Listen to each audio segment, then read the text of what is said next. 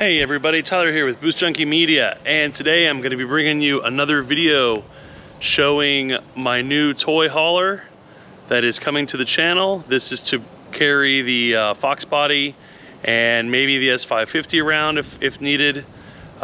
You might know, I'm not sure how much you saw it in the previous videos, but I had an F-150 that did okay, but it wasn't really super great for towing, especially with the trailer and the Fox and everything. And so I've kind of been looking for a while to pick up an F-250 with a 7.3 Godzilla. I'm not a big fan of the diesel. And so that's what we found and that's what we picked up. So without further ado, I'm gonna show you what we got going on here. You can see there in the background. All right, there you guys can see. So this is a 2023 F-250. It does have the Godzilla engine in it. It's a 7.3 liter gas engine that Ford came out with a few years ago. Like I said, I'm just not really a super big fan of the diesel thing. It's harder to find, it's more expensive, you have to use DEF and all that, and it's not like I'm towing, you know, every day of the week, 7 days a week, you know, 30 days a month or anything. This is literally just to tow, you know, the cars around and pick up, you know, some stuff like gravel or whatever when I need to. So this is gonna do perfect for what I need. Right now I do have the open trailer, but I probably will be at some point in the market for an enclosed trailer is the plan, which will make this even more necessary to have with the enclosed trailer. I think this particular build has a max towing capacity of 16,500 pounds, which is quite a bit. I don't imagine an enclosed trailer and car are ever gonna really come close to that. I'd be surprised if they're, you know, 10, 11,000. So that's what we've picked up.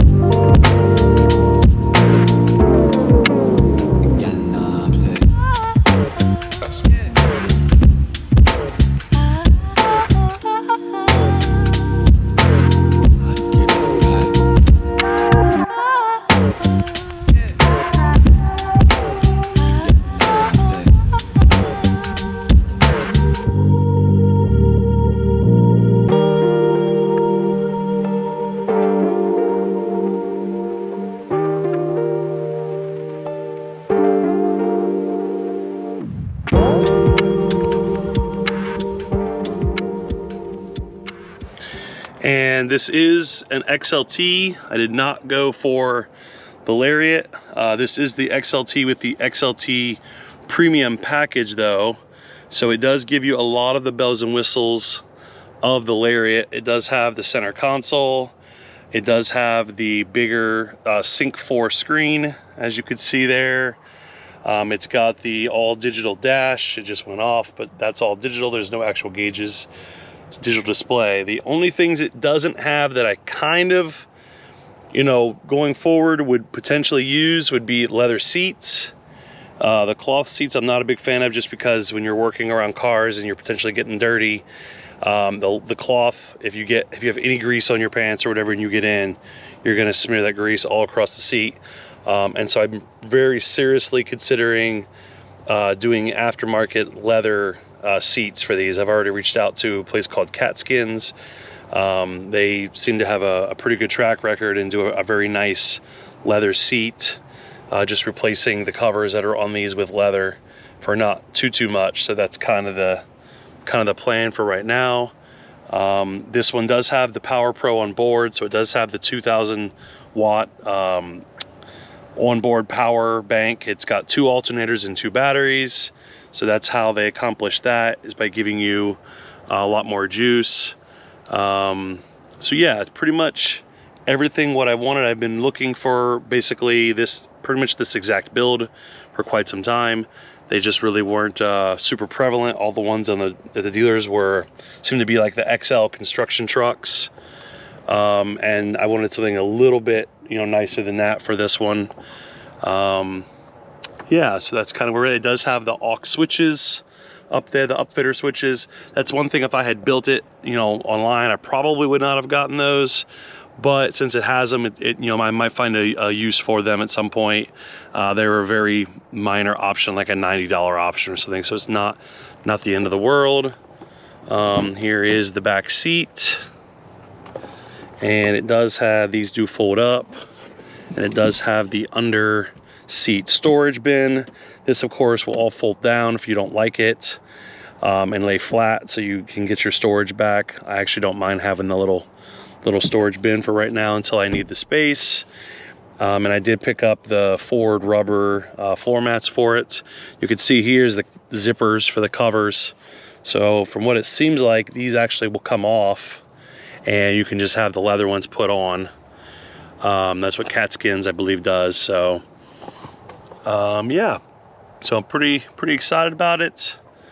Give me a moment here and I'll pop the hood and we'll take a look at the Godzilla.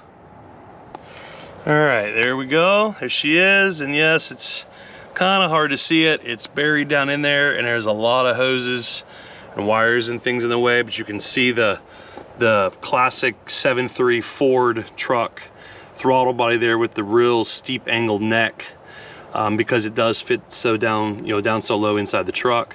And as you can see right there, as I just talked about, it's got dual alternators. There they are, mounted on the same side, and it does have dual batteries. So there's a battery right there, and there is also a battery right there.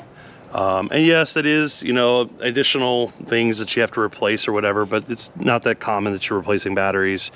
And same thing with alternators.